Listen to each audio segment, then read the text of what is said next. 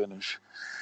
So that kicked off WrestleMania 17 on the heat portion of it. You would consider it a dark. Well, not it wasn't dark because it was on TV. It was the pre-show.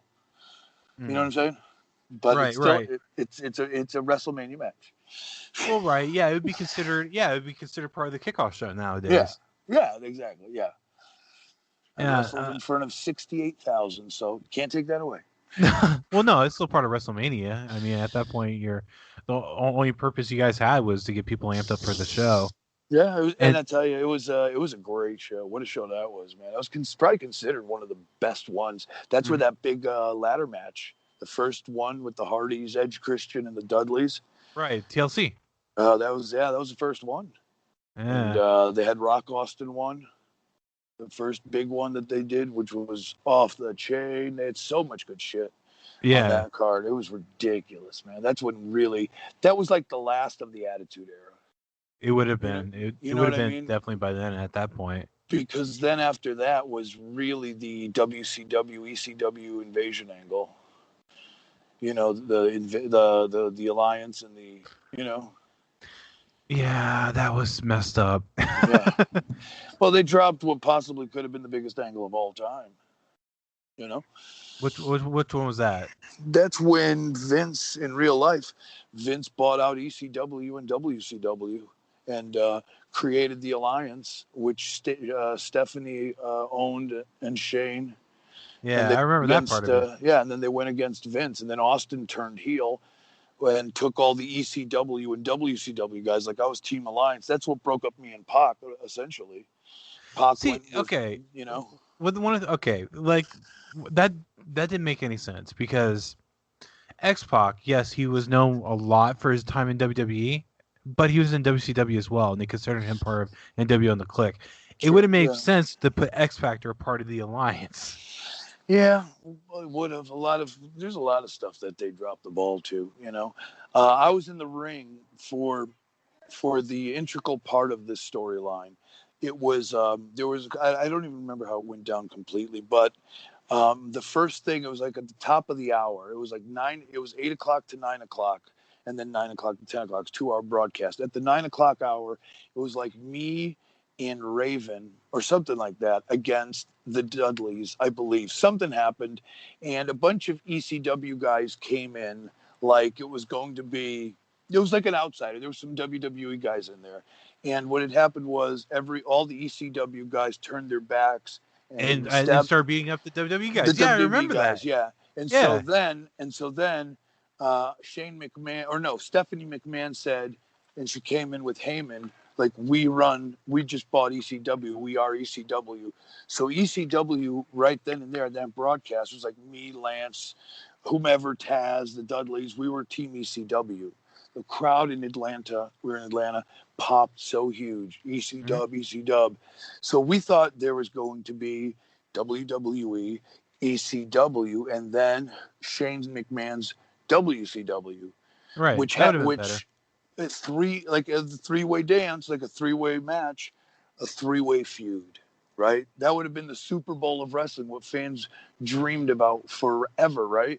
Mm-hmm. But instead, they condensed it to WCW, ECW, calling it the Alliance, with Stone Cold running it versus the WWE. So it just confused it. Too many guys on one team that were just fodder in the background, like myself, Lance Storm, Raven. It's a crime. Dreamer. Yeah. And it was Austin's show as well as it should have been. But yeah, it was just it was rough. It was rough. And it didn't. And I remember that, and I remember Austin going to the Alliance, and I remember Kurt Angle going to the Alliance, and I remember watching this like this doesn't make sense. The only part of it that you could kind of like rationalize is that Austin did work for WCW and did work for ECW, right? But he hated WCW, and he was only in ECW for a cup of coffee. Yeah, for a limited time. He made majority of his money with WWF. And it's like, okay, well, maybe he wants to stick it to McMahon. Okay, that part of it kind of makes sense, but he should not be the dominant character. They just picked up all these guys. Right. The only valid guy from the ECW brand in that whole alliance was Raven. Not Raven. RVD. Yeah. Well, for Everybody else WWF, was just yeah. jobbers. Really. Comparatively, yeah, they tried to make a star RVD, Yep. but if you look at ECW, you had Rhino, you had the Dudleys, you, Raven, Dreamer. Dreamer, Lance Storm, and Lance Storm was part of WCW as well, and I mainly Yeah, remember that's true. the That's true. storyline from Yep. WCW. Yep. But you had all those guys that are mainly ECW guys that they could have really and Sandman had pieces all over the place to where maybe at a pay-per-view you had The Rock versus Booker T versus Just Incredible or versus Tommy Dreamer. Yep. And they put Raven all the way down to only being part of like the hardcore division, which from what I've seen of Raven, that doesn't really make sense. No, and they did that to me too, and a bunch of other Dreamer too, which whatever. Look, at that point we were lucky to just be on the show, right? We were just happy to have a job because how many guys from ECW and WCW got fired? Right.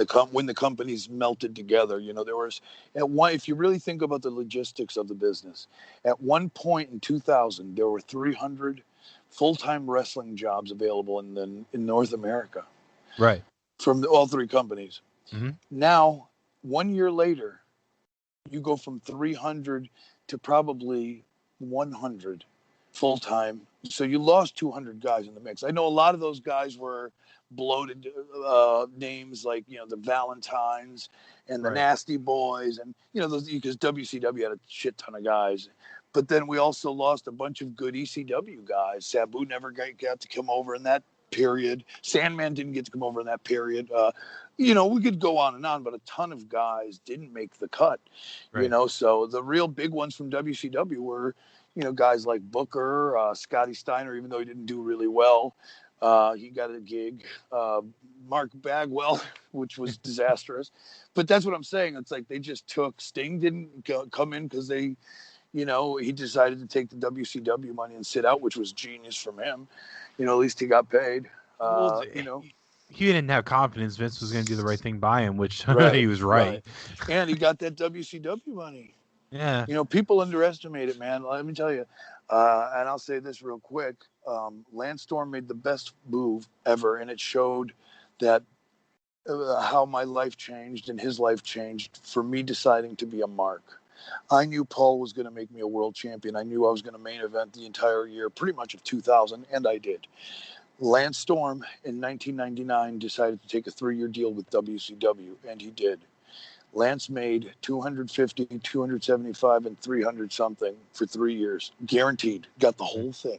Right. I chose to stay at ECW, and even though I was getting $3,000 a week, $150,000 a year, when ECW went out of business, I went to WWE and made comparatively the same amount of money, maybe even a little less. But I was on the road all the time. So Lance basically, that set him up for life in ways because he bought his home outright, didn't have mortgage, set himself up financially in a beautiful way. And they also in Canada have full health care, where we did not, and I have children.